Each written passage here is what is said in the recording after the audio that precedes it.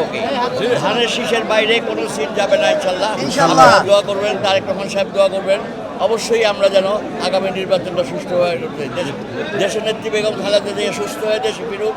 আমি মনে প্রাণে চাই, আপনারাও নিশ্চয়ই চান যে দেশের নেত্রী খালেদা জিয়া সুস্থ হয়ে ফিরুক দেশে, এবং তারেক রহমান সাহেব যেন সুস্থ দেশে ফিরতে পারে ভালোভাবে। এই আশাবাদ ব্যক্ত করি। রিজভী ভাইয়ের কথার সঙ্গে সুর মিলাইয়া বলতে চাই একটা কথা, শুধু মানুষ খুন করে কিন্তু বিগত সরকার শান্ত হয় নাই। দেশের সমস্ত ব্যাংক লুট করে নিয়ে গেছে, দেশের সমস্ত মানুষকে হেলিকপ্টারে গুলি করে মেরেছে। এইগুলির বিচার কি হবে না? ইনশাল্লাহ অবশ্যই হবে। আল্লাহর দরবার এত নরম হয়ে যায় নাই যে এত বড় দুঃশাসনের কোনো বিচার হবে না, এটা হইতে পারে না। ইনশাল্লাহ এটা হবে, দোয়া করবেন।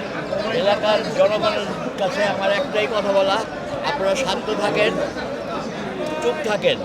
এলাকার নির্বাচন যাই হোক, কমিটি ইনশাল্লাহ আমি সুষ্ঠুভাবে করার চেষ্টা করব, এবং সেইখানে আমি মহিউদ্দিন ভাইয়ের সহযোগিতা আমার লাগবে, এবং মহিউদ্দিন ভাইকে আমি রিকোয়েস্ট করব আপনি আমাকে সহযোগিতা করবেন।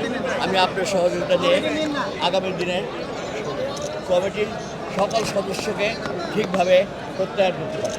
আমার বিরুদ্ধে যদি কেউ গ্রুপিং করে থাকে, তারা করতেছে, সেটার ফল তো তারা নিশ্চয়ই পেয়ে গেছে অলরেডি। তারপরে বিয়ে করতে পারে, আমাদের কেন্দ্রীয় নেতৃত্ব এটা তো নিশ্চয়ই দেখতেছে, সেইভাবে এটা সুস্থ সমাধান হয়ে যাবে।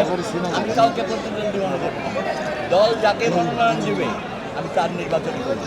আমাকে দিলে আমারটা করব, অন্যকে দিলে আমি অন্যটা করব। আপনাদের জনগণের কাছে আমি সহযোগিতা চাই। এই আমার আজকের এই জয় আমার জয় না, এটা মুন্সিগঞ্জের বিক্রমপুরের অগণিত জনগণের জয়।